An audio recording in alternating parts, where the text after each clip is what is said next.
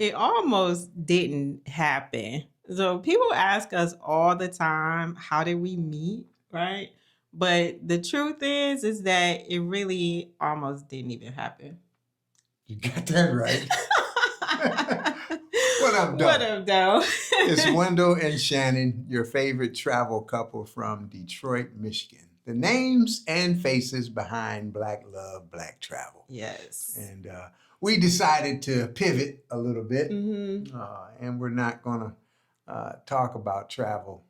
I don't think we're going to talk about travel. Well, probably while we started Black Love, Black Travel, because it's okay. intertwined. Okay. But we're going to pivot and get into a little personal knowledge about our lives together, Mm-hmm. and how we met. Yeah. Because it almost never happened. But thank God it did happen. Thank God it did God happen. it did happen. So we have now been married like 6 years. Yeah, it'll be 7 It'll years. be 7 years March 1st. Okay, so where do we start? So, let's start with some of the comments in our videos that we've made. One of the comments was, "How did you guys meet?" Okay. Right.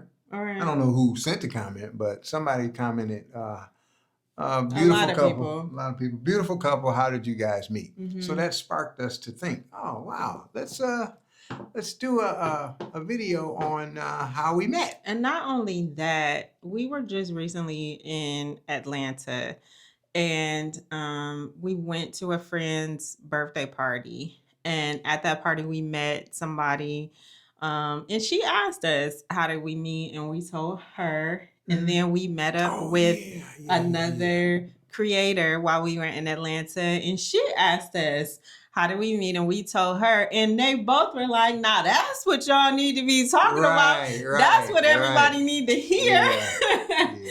So I guess, we have to start like where we were, I guess individually when we met. Right, because we met, well, it's not a love story that started when we were high school sweethearts. We didn't meet on a cruise. We didn't meet at church. Yeah, we weren't high school sweethearts. We weren't college sweethearts. None of that. Yeah, none of that. So we actually met on Match.com, believe it or not. Match.com? We met online? Get out of here. You mean to tell me we met online? Stop it. Okay, I will. Okay, so I was always the type of person. Okay, so a little background. I did not get married until I was 47, right? And I raised my son as a single mom. I went to law school at the age of 40 while I was raising him. And of course, it wasn't easy being a single mom. And I never dated. I might have had like one little relationship or whatever, or situationship or whatever you want to call it, but not like a dating thing. And it's because... No, hold up. Now, Anthony is how old? Exactly. So you must have been dating somebody. No, I wasn't. Okay, anyway. I don't even know why you would say that. Because I was not. Okay, honey, I was focused on my... I was focused on Jesus. All right. Go ahead, Mom. Okay. Anyway. But for real, though, I was of the opinion that God would align me and allow my husband to find me, because the Bible says he who finds a wife finds a good thing, right? And obtains favor from the Lord, right? Mm-hmm. So I believed that. And I was raising my son. And then when I decided to go to law school, I was doing that. And then it was my career. So, and people would tell me, oh, you should get online. I'm like, I'm not doing any of that, because I just believe that I could meet my husband at the grocery store. I could meet him at the gas station. I could meet him. I felt like I didn't have to put myself out there to be found or to be looking for a husband, right? So it came a point in my life where Anthony was in college, so done. He's in college. I'm working at a law firm, and I was talking to my pastor about something because I was doing some work for him for some things, and he said, "Are you dating?" Which was such an odd question. He had never asked me anything like that before. And I was like, "No, I'm not." And so he tried to hook me up with somebody, right? And I was like, "Okay, guy, okay. All right." Because that had actually never happened to me before. So I felt like I had entered into this season where my husband was coming, because I just always believed that my husband was going to come to me in God's timing. I always believed that, even though people thought I was crazy, especially like non-believers. Like, I'm not gonna say person's name, but okay. but you so crazy. You crazy. Right. So I just sensed in my spirit that, okay, I am in this season where my husband is coming. And as a matter of fact, before I had that conversation with my pastor, I had a dream. I actually had two dreams that summer before I met him. And so that's where I was. And so I created a profile on Match.com. One of my friends, she met somebody, Alana. Alana and Sadi, right? Yeah. So we put a profile together, and you and Alana. Well, yeah, she gave me some pointers on what to do, put a profile together. And the first day I was online, on Match.com, Wendell messaged me. I was in his feed or whatever, but he wasn't in mine because he was outside of my age range that I had. Ain't that about it? So he messaged me, and I was like, oh no. For real? But it kind of freaked me out a little bit. And, so no, I didn't respond. And then I was only on there for like maybe about a week. And then I had sent people messages and they didn't respond back. And I'm like, that's so rude. So I'm like, well, I was doing the same thing. So let me go back and respond to everybody who I did not respond to, right? So I just wrote this message in the notes in my phone and copy paste like a thanks, but no thanks. Yeah. Right. And so then I got all the way to the bottom, and there was Wendell's message that was in proper English and in full sentences and proper grammar and y'all, guess what his username was? Oh, here we go. Savior 316. So I'm like, who has a username of Savior 316 on a dating app? So a lot of people don't even know what that means. Well, I did. And so I messaged him, and then so I guess you can now. You can start. You can go now. Yeah. So yeah. Let's see. So yeah, I had. There's no coincidences or happenstance or anything. It's all in. I do believe everything is in divine order. Right. Right. And I had been online. I had created a profile a while back because I was single for, because let's see, 1998, right? I got, my first marriage. Well, not my first marriage, my second marriage. Right. Let's tell it like it is. Yeah. My second marriage, I got married in 1996. And we were married for 4 years. And in 1998, we separated. and we didn't divorce until 2000. So from 2000 to 2000, we met in 2018. So I was single for like 18 years, right? And, I was a single parent as well. I reared a daughter, in as a single parent. And, I in those 18 years, right, uh, towards like 2016, 2017, I decided to cast a net on the online dating scene, right? And uh, my daughter Erica was like, she was grown and gone, right? And one of the things that that when I did get online, I didn't want to meet or start any relationship with a woman who had little kids, because that stage of my life was over, right? So my net, when I created the profile, I was like, okay, doing the math calculations, I was like, if a woman is this age, she shouldn't have no little kids.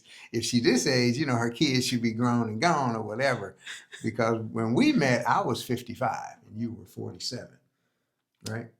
46. 46. We got married when I was 47. Okay. And I was 54. Right. When we met. Right. So. Because you're 8 years older than me. Right. Yeah. Right. But this is my experience with online, meeting people online, right?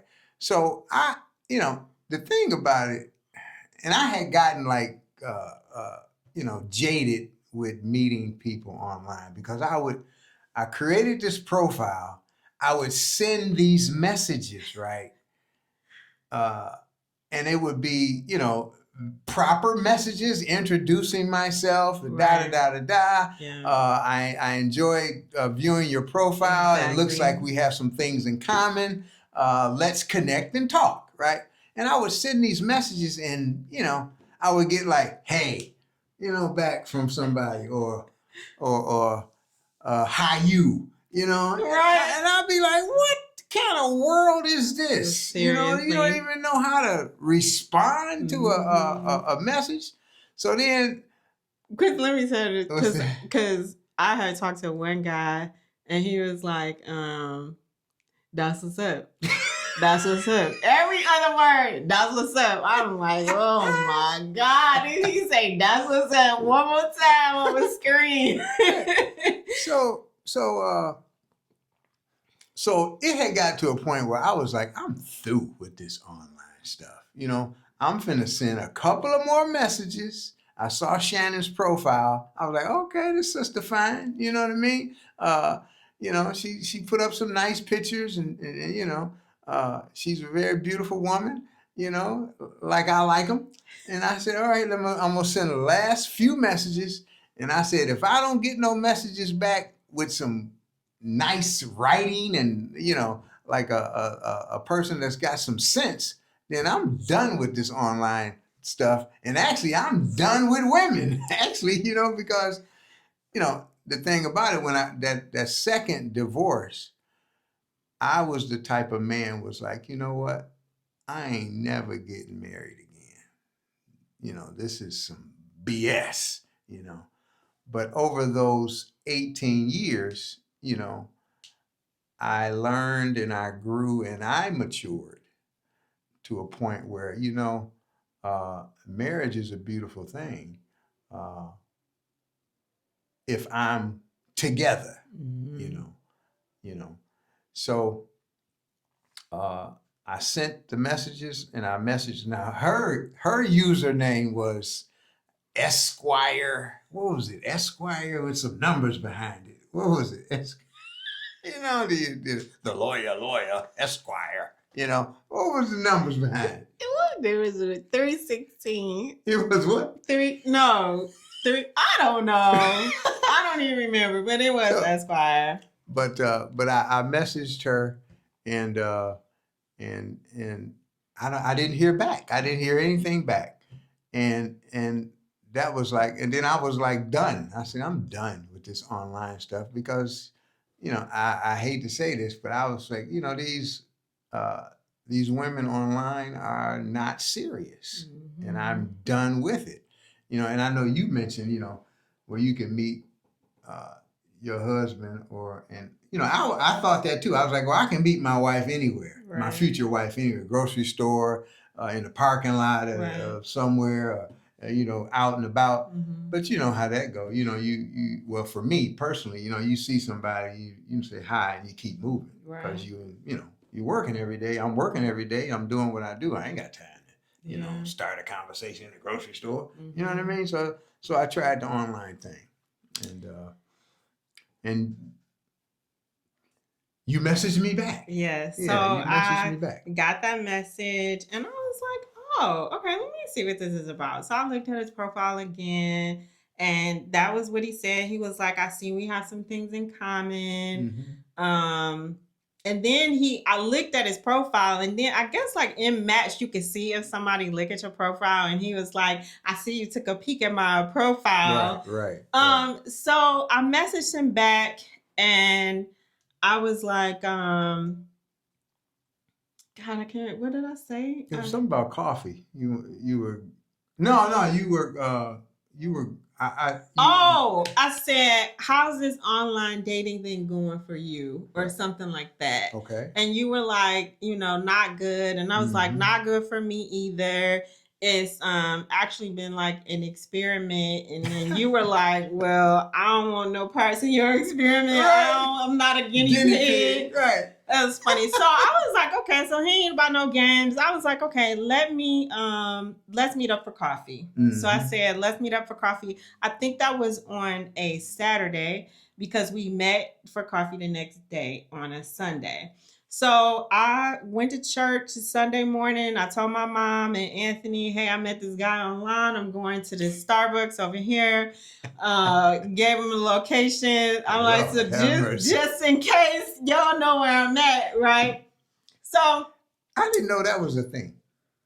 what are you talking about? Like when you meet somebody online, you let them know where you're going, your location, and Well, what just time. not just online, but just period. I think Okay.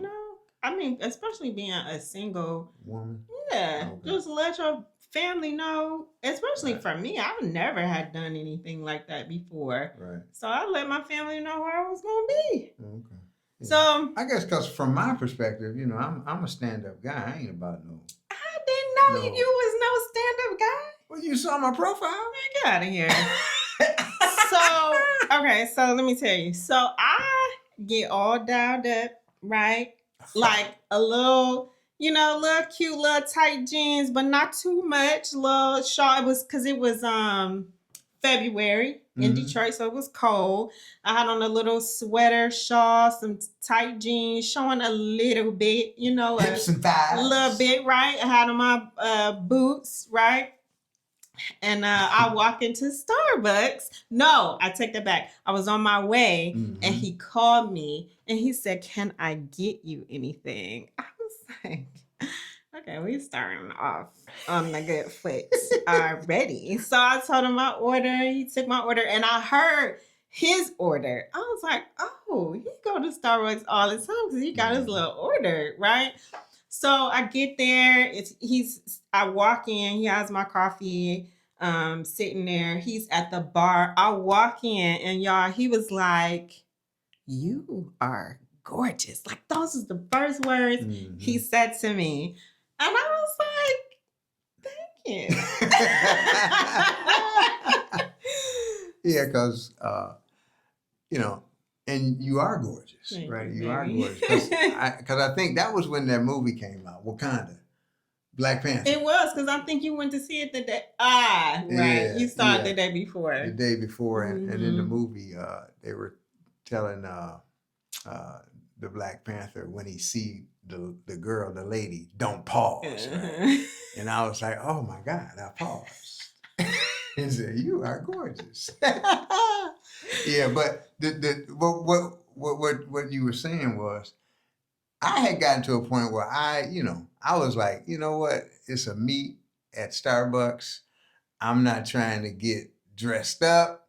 I'm gonna just I actually I was like done with the online thing, and I went to the gym, right? I left the gym and I said, okay, I gotta meet Shannon at Starbucks. So let me get my workout in and So head up to Starbucks and meet and chat with her and go home. he came to the gym. To Starbucks with his workout clothes on. And I was like, what is he wearing? Like when I walked in, I was like, what is he wearing? But he had already had points for my coffee, right? He already had points for the proper grammar. And then we meet up and he there when he said he gonna be. He not, it didn't stand me up or nothing like that. And when I saw and then come on, talking about the first thing he said is you're gorgeous. I'm like, okay, I'll let the gym pants The gym pants slide, and gym right? shoes and sweatshirt. All not matching. All not matching. So we sat there and we talked and we talked and we talked. But you started off, like any meet and greet, you start off, well, tell me about yourself. Tell me about yourself. And I was to a point in my life where I'm gonna just lay it out. The whole story of the little boy that grew up in Detroit and to where I am now. Mhm. Honest, Very honest, upfront. very upfront. Like I ain't trying to no BS. my representative show up. I was like, look, it is what it is. Exactly. And I appreciate it. This is who I am. And I appreciated that. And he said it from the heart and I felt it. I felt like he was being honest because some of the things he shared with me, I was kind of like, dang, you tell people that when the first time you meet? Okay. But it was his smile and it was his eyes and he was very kind and very genuine. And a lot of our things in our lives were very parallel. And for me, I told y'all that I had those two dreams and it was like confirmation. As I was sitting there talking to him, I was like, God, is this him? Like I had those thoughts and I'm literally having a conversation with God as I'm talking to him because I'm recalling those dreams or our conversation is causing me to recall those dreams that I had. So we sat there and we talked for like 2.5 hours and we talked. At the time he was working 1 to 9 and we talked about meeting up. So that was on a Sunday. We talked about meeting up, getting together. He was going to call me that week and we were going to get together. I think that Thursday or something like that. I can't really remember. Later in the week. But we were supposed to get together. No, but I just want to say this, over the years, I had partnered with a lot of brothers, real my brothers. I had partnered and spent time with a lot of men, a lot of married men that were good husbands, family men, faithful to their wives, and I learned a lot in those 18 years.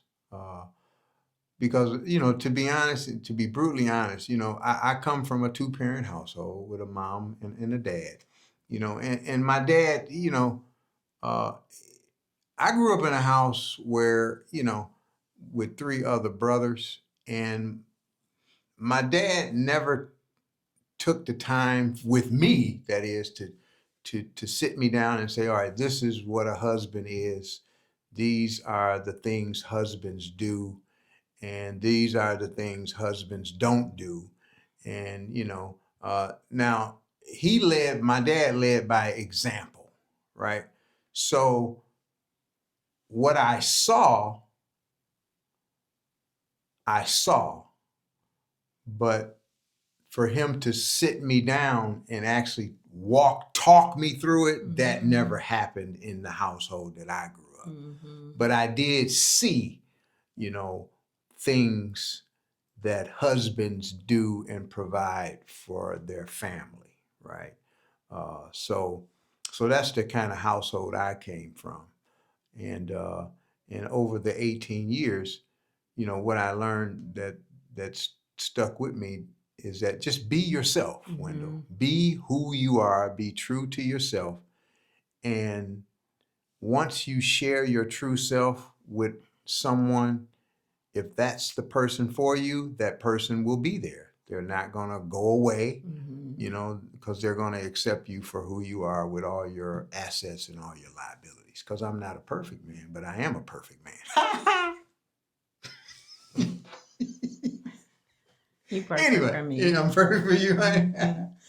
So I grew up in a single parent household. I was raised by my mom. Well, I had a stepfather for some years, but then for the most part, I was raised by my mom, but not my biological father. And so,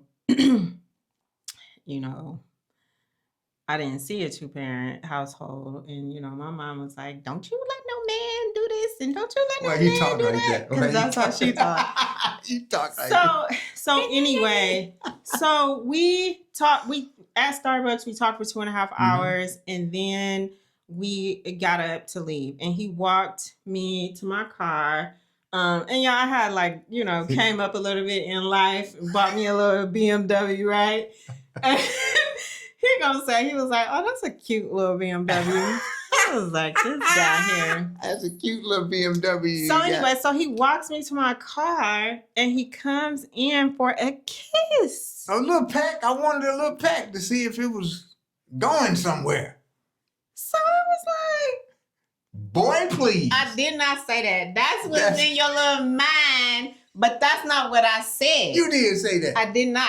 That's what I heard. Exactly. I was like, And I didn't even say this. I just backed up. I was like, I don't think I said anything. But in my mind, I was like, I like you, but I'm not about to kiss you. Like, I don't even know you. I'm not about to kiss you. So he walks me to my car, opens the door. I get in, and then we leave. Right? So that was Sunday. Monday, no call. Tuesday, no call. Wednesday, no call. Now, I didn't told my mama. I had a friend at work. I told him that I met this guy, and he was like, well, what happened? Did he get hit by a bus? I'm like, I don't know. Did he get hit by a bus? And so I was like, Thursday, no call. And then, because I was raised, I had issues, and I was like, well, I ain't calling him. He was there. I know he felt the connection, and he said he was gonna call him. I ain't calling him. I don't know why he ain't call. So I'm like, if he want to if he want to take me out, he'll call. So he ain't call. Friday, Saturday, no call. It almost never happened. Yeah. So Saturday. It was like Saturday night, I remember, because I had an all-day event on Saturday, and still I'm checking my phone, no call. And I'm on my way home from work, driving up the freeway. So I was like, I'm going to just call him. So I call him, he don't answer. And I was like, see, you shouldn't have called. And then he calls back. He called right back. Didn't make it home. Maybe 5 minutes later, he calls back. And he's like, hello, this is Wendell. And I was like, unknown number on my phone. Who number is this? Hello, this is Wendell. And I was like, this ain't no job. Like, what are you talking? And I was like, hey, this is Shannon. And then he was like, who? Who is Shannon? I was like, am I being punked right now? I was like, what is literally happening? And I was like, we met on Sunday for coffee at Starbucks. And he was like, what's your username? Call me by somebody else's username. And I was heated. What's your username? I was like, what in the world? And then something clicked for him. And he was like, oh. When you said Starbucks, it clicked. When you said we met at Starbucks. And he was like, oh. Right. And then he said, I'ma just be honest. Mm-hmm. And then all my guards came down. He was like, I'ma just be honest. And then what did you say? So this, I am who I am. So I did feel the connection when we met at Starbucks. Duh. You know, and I was honest and upfront about my life and my journey to that point. And but you know, I'm gonna just share this, and this is from the heart because this is who I am. Uh, when I went in for the kiss, the peck, and you bagged up, you say you didn't say, boy, please. But that's what I heard in this mind of mine, right?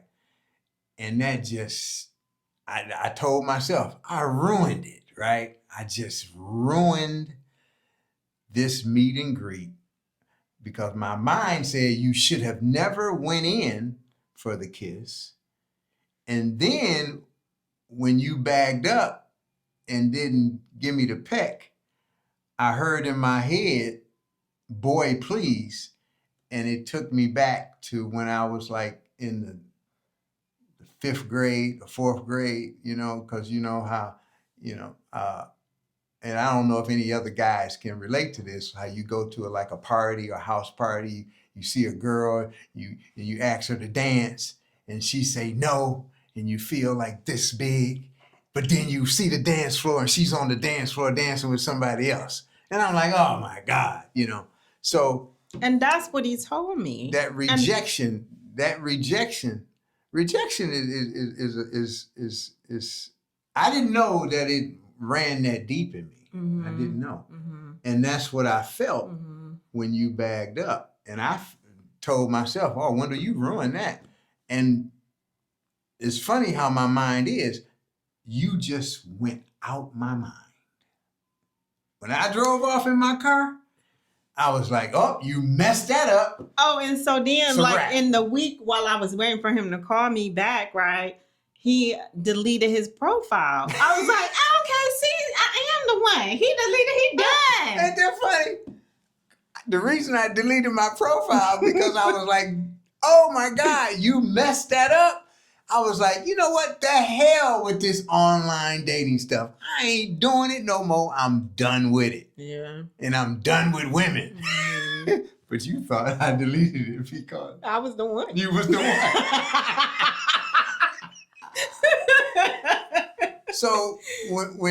So I shared that with you. Yes, he shared that with me on the phone. Right, because this is the old MO that Wendell had.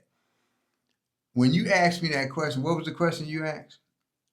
Where have I been, or what's going on, or something? Yeah, I was like, you know, we were supposed to get together. You were supposed to call. You didn't call, or something like that. Right. Now the old Wendell would have said, "Oh, you know, I've been busy. You know, I've been working a lot of hours." And hey, Shannon, da da da da da. You know, I've been doing this. I'd have made up a lie and been doing made up some excuses on why I didn't call. Mm-hmm. But I said, you know what? The new Wendell, just be honest, you know. And I shared with her that story about, you know, when you bagged up, what I heard in my head, I felt like a little rejected 9-year-old. Mm-hmm. And I thought I'd messed everything up. Yeah. And so when he shared that with me, you know, one of the things he has always said and still says is what is said by the heart is felt by the heart. Mm-hmm. And I felt that and I believed it. And, you know, all the walls came down and, well, not all the walls. I was still chipping away at all that security. How many security doors did you have? It was a lot. Damn. It was a lot. So we got past that, mm-hmm. and he was like, well, you know, can I have a do-over and can I take you out tomorrow? And he was like, it's a play, and he bought the tickets, and we met up at the theater. The Detroit Repertory Theater. Mm-hmm. Yes. And he got the tickets and met me up there. And he sat there like this all night. Didn't touch me. I wasn't about to mess up no more. I was like, I ain't touching her. I ain't going to even look at her too hard. I'm going to just sit here. you know. And so then after the play was over, so we had a good time. And after the play was over, he walked me to my car. And I was like, "You not gonna try to kiss me?" I'm like, no. I ain't gonna try to kiss you. No. I ain't going for that one. No, I ain't gonna get rejected again. I was like, I won't reject you. So we got this little peck. Finally got the peck. And so that's really history. Like that's how it almost didn't happen, like for so many other reasons, right? And so then, you know, the rest is kind of history, and we dated, and it was on after that. And it was and so with him, you know, he talked about the walls and the chiseling, right? And I was also very guarded, even though I fell for him very quickly, and I actually knew that it was God, and I still had walls up. I had a lot of walls up, and but he was so a rock.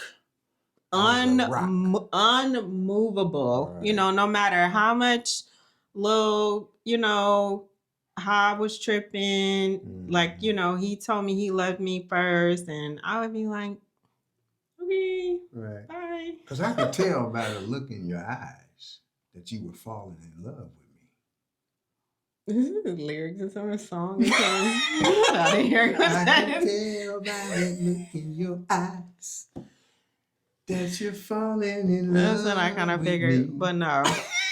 So he was very unmoved by my foolishness, right? And I had to get out of my own way, and I had to let all those guards down and be vulnerable. And he made it a safe space for me to be vulnerable. And that is one of the things that has really kept our marriage so strong, is that we create a safe space for both people to be vulnerable. What was you about to say? No, I remember we were sitting in the car, and I think I was dropping you off or something at your condo, and I said, "I love you," and you looked at me and you was like, "How you know?" I was like, "I just know," right? And you know, typically, you know, when a person does share that "I love you," the expectation is that the other person say, "Oh, I love you too." You know, but when you didn't say that, I was like, you know, it ain't no big deal. I'm just sharing with you personally the feelings I have for you. Whether you said it or not, it really didn't matter. You know, because I could tell by that look in your eyes that you was falling in love with me. Yeah. And so we got married like a year later. We met in February 2018, got married March 1st, 2019. And then do we want to get into Black Love, Black Travel? Yeah, we can get into that. And one of the things about me, like, I don't know. Well, the honest, the part that I wanted to share was I grew up in a 2-parent home, right? And my father worked 41 years at Chrysler Corporation, and my mother worked at North Detroit General Hospital as a central service room technician, right? And all growing up, you know, we didn't travel. Our summer vacations were, we would get in the car and we would drive to South Carolina, you know, and we would pack our food in the car. You know, we'd have our little mason jars. We didn't even stop to pee. You know, my father did, you know, but the kids, we would just pee in the jar in the back seat. You know? Are you kidding me? Yeah. The same jar? The same jar. And my mother would pull it out. Yeah. That was the extent of travel for us. You know, we didn't go on Disney vacations, cruises, none of that. Like Florida, the family cottage up north. Like there was never any of that. Yeah. And so me too, like I didn't grow up traveling. Like my mom, was working. She worked at AAA, which is an insurance firm. She worked there for like 30, 40 years until she retired. And for the most part, it was just me and her. But we didn't grow up traveling. I grew up as an only child, but we didn't grow up traveling. We may have taken like a trip down south to visit family or something like that. But when I got a little money, when I graduated, passed the bar, got a little money, I'm like, I'm about to go somewhere, right? So, like, my first little vacation, like real vacation, was a cruise. Surprise, surprise. And it was me, my mom, and Anthony. And Anthony was like 17 at the time. So that just tells you how, we didn't travel. But we went on this cruise and we had a absolutely wonderful time. And that was actually one of the pictures that was on my profile was me sitting on the beach. And that's one of the things that we have in common that we love to do, because he would travel on his own. And I actually was about to book that cruise solo. And my mama was like, Shanny, you not going by yourself. We going with you. Because that's how she sounds. She's not going to watch this video anyway. So she was like, you're not going by yourself. So we went on a vacation, and I, love the beach. I love the ocean. And that's one of the things that we have in common. So we had a destination wedding in Fort Lauderdale. We got married on the beach of Fort Lauderdale. About 25 of our family and friends came down to celebrate with us. We had the wedding of my dreams. It was a beautiful weekend destination, and our honeymoon was on a cruise, right? Yeah. And so we continue to travel because that's what we love to do. And we would invite our friends and families who come with us. And they would come up with all kind of excuses. My dog. I don't nobody watch my dog. Oh, I don't have a passport. Right. Oh, that's too long. Yeah. Let me see about that. Yeah. You know what I mean? It costs too much whatever. For whatever reason, the people in our circle just didn't have the same interest in travel. And that's fine, because not everybody does love to travel. But we do. And so we wanted to create a space, a community of like-minded people who also love to travel. So that's why we started Black Love, Black Travel. Because we used to travel. Well, like you said, I had, when my father's health started declining, I was his primary caregiver. So I was taking care of my dad, working. And that was a bit much. And then, but I had taken cruises before as a young man when I was on the police department. We used to take cruises, and but then my traveling had slowed down, and then my dad's health took a turn, and then when he made his transition, I said, you know what, I'm gonna start traveling. So I started solo traveling by myself, and one of my favorite destinations was Fort Lauderdale, Florida. And like Shannon was saying, because when we first met, we used to go to Florida like how many, three or four times a year? At least. Yeah, at least 3 or 4 times a year, and hang out on the beach and just people watch, eat good food and laugh and dance and all kind of stuff.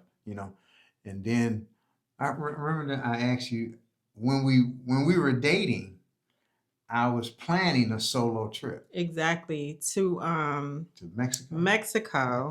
Right. And he asked me to go. And this was very early on. So I was like, and I had the purest intentions. No, you didn't. I didn't. Just like when you tried to kiss me. My intentions was what? So what was my intentions? So I had to tell him. I was like, okay, I'm gonna have to tell him. I'm gonna have to tell him. And I ain't going with you. And if he go, then he go. If he leave, he leave. Then it's not him. because I was celibate and I was going to remain that way until I got married. So I had to tell him. Because your thinking was what? What? Your thinking was that, Your he's thinking planning was- a trip. He asking me to go. Then when we get to the destination The in Mexico, expectation the expectation is we gonna be sleeping together. You know it was. So I had to let him know that no. And he stuck around. Look, he's still now here. this is the kicker. This is the kicker, y'all.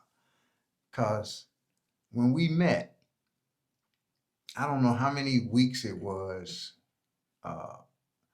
but I can remember we were at breakfast and I asked you about sex, right?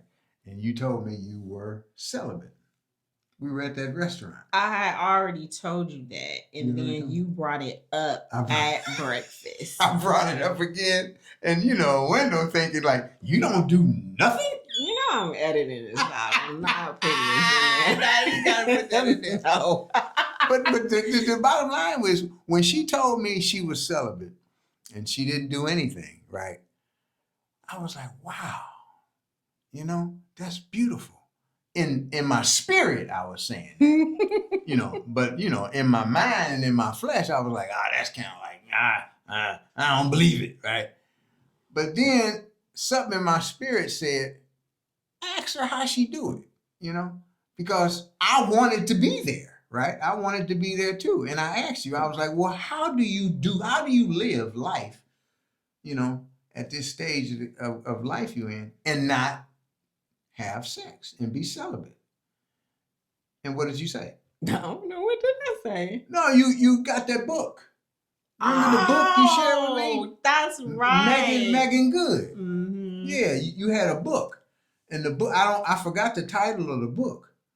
But you was like, less waiting or something like that. It was something about waiting. You're absolutely correct. And I said, all right. It was already something that I believed.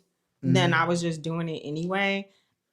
But I did have this book, and it was Megan Good, and then whatever her husband was at the time, they had a book about it. I forgot about that. Yeah. And we read the book. Yeah, we got you. You bought me a copy. Yeah. And we started reading this book. Yep. And like a book club of two. Right. And then we started sharing our personal experiences and how we relate to the book. Mm-hmm. And that helped me understand,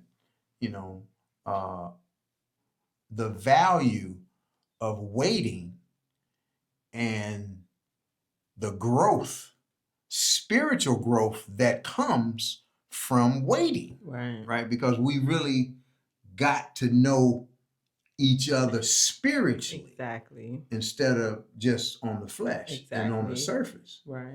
It was a whole shift for me, a paradigm shift, to follow my spirit, instead of this mind that plays tricks on me sometimes. And look, we outdid them. Because they're not married no more. Oh, for real? Yeah. Oh, wow. Okay. Yeah. But anyway, like you were saying, so Black Love, Black Travel came about because we used to travel as a married couple, and we'd see other, groups of people. And we'd be like, wow, it would be nice to create a community of Black married couples that get together and cruise together and have fun and enjoy the company of each other. Married men talking about what it's like to be married and how we got to where we got to be faithful, committed, and loving husbands. And that's how so we created the Black Love, Black Travel. And you said something the other day when we were talking, when we were planning for this video, you talked about how Black marriages are unique. Yes. And that they need to be celebrated. Mm-hmm. Yeah, because, the Black experience, and this is for me, the Black experience in America is unique. The whole dynamics of the Black experience in America, right? And for a Black man, it's a unique experience that only Black men can identify with, Right. And, propaganda and the media, you know, they will always have a narrative where, you know, black marriages, the divorce rate and what do you call them, absent fathers, Mm-hmm. and then they portray the black male as they demonize the black male, Right. they put mug shots up and all this other stuff, and then they're stereotyped in roles in movies as drug dealers or whoremongers, or Mm-hmm. criminals, Mm-hmm. and then the black women, they demonize the black woman. She's a loose woman. She Right. doesn't have values, Or and she's an angry black woman. yeah, or an angry black woman. And Mm-hmm. and the fact is that uh, our experience, our day to day experience as a black man and a black woman in a committed, loving, God fearing. God fearing, supportive, create a safe space, marriage, educated, grounded, uh, those things need to be celebrated and recognized Exactly. because there's a lot of them out there Absolutely. that don't get the recognition they, because we went on the last cruise, we had Paul and Jeanette. They married for 41 years, Mm-hmm. and then we had other couples where their marriages have Longevity. longevity, you know, and that needs to be celebrated.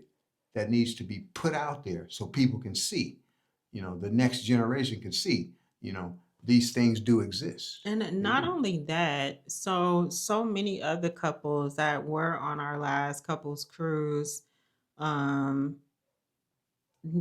expressed the need to get away. They were thankful for an opportunity to get away just with their spouse, to get away from the grind and the jobs and the responsibilities, and to connect with each other. Like that is what is um so important Mm-hmm. about, I believe, a key um like a pillar of what we have created here in this community is reconnecting with each other and taking the time to spend just with each other. Like, I love going on vacation Mm-hmm. with you where you are all that I do, other, and where without all of the distractions and responsibilities of life, and we can just relax and reconnect and enjoy Enjoy each each other. other Yeah. and have date Yeah. nights Every night. every night. Because and that's part of the black experience. We go through life every day with responsibilities, Mm-hmm. and we have full-time jobs, and part of the black experience is this unique in that setting because there's other pressures, you know uh, the pressures of performing, the pressures of uh, uh, is this space, am I supposed to be in this space? uh, I have to legitimize being in this space. Your you very know existence. yeah, you're Right. very, and the thing about when we get away is that uh, we get away from that to recharge, Mm-hmm. because you know the battery can go get low. When that battery gets low, we get away, we get recharged, and the battery, we be full, we get full again. Right. And it's a unique experience, because I don't have any. My only real male friends that I talk with and hang out with are married men, right? And married black males, it's in our best interest to talk, to connect, to talk about our marriages, highlight the highlights, work and talk about the challenges, you know, uh, and support each other, support each other on how to be uh, pillars, not only in our household, but in our community, Mm-hmm. and how we have to nurture our wives, because they're delicate flowers that need to be watered, they need sunlight, they need loving, they need to be cared for, they need to be caressed. We need to provide a space where they can grow and mature and be who they are, Yes. which are beautiful, beautiful women. And that is definitely a testament of my experience being married. This was my first marriage. And of course, I've been in other relationships where I was, felt like I wasn't good enough, light enough, hair long enough, pretty enough, all of those things. But in my marriage, he has done those things. He nurtures and cares for and provides a safe space for and waters and prunes and corrects and like all of the things. And it's funny because I look at myself when I'm editing our vlogs and vacation vlogs. I actually don't even recognize that person because he has he has brought out that version of myself because I was not that person before I met him. In my singleness, because I was so guarded and I had to wear the pants and I had to be the provider in the house and like all the things, all the pressures and all the stresses was on my shoulder. Now I don't even have to look where I'm going. Like I can be on my phone and I know that I am taken care of. I know that this man has my back. I know that he always has my best interest at heart. I know that I am always taken care of. So I love that about him. And I love, that I'm able to, and it's not that I wasn't that person. That is who I am, right? That's me. But he was able to um water and nurture that person and bring out, like, take off the layers and reveal that person. Yeah, I thank God for you, because you are truly a gift. You are a gift from God, uh, and I do give God the glory because, like you said, uh, you are that person. You've always been that person. It's let's see, our love for each other has created a space for each other that God can allow us, that God sees us and we grow in that space. Yeah. We grow in that space because it's a space of love. Mm-hmm. It's a space of not no judgment. Right. It's no it's a safe space. Mm-hmm. And that's a beautiful thing because like I tell my buddies, the beautiful thing uh, about you having you in my life and the space that you create for me to allow God to come in is that I don't have to think about trivial stuff. I can be laser focused on stuff that matters, like our marriage, and how I can be a better husband. You know, uh, like I said earlier, I saw my father, I saw him go to work. I saw him fix stuff. I saw him cook. I saw him love my mother the way he did, but he never sat me down and said, Wendell, when this is what a husband does, Mm-hmm. So, uh, Yeah. Yeah. All right. All right, honey bunny. Anybody? So we hope and pray that that in that you guys got some value out of this this experience here that we provided. And the original question was, you know, how did you guys meet? And Right. I hope you enjoyed our story because it almost never happened. Exactly. All It right, almost never y'all. happened. Until Yeah. then, Until next time, keep black loving and black and black traveling. traveling. And we'll see you in the next video. All righty. Bye.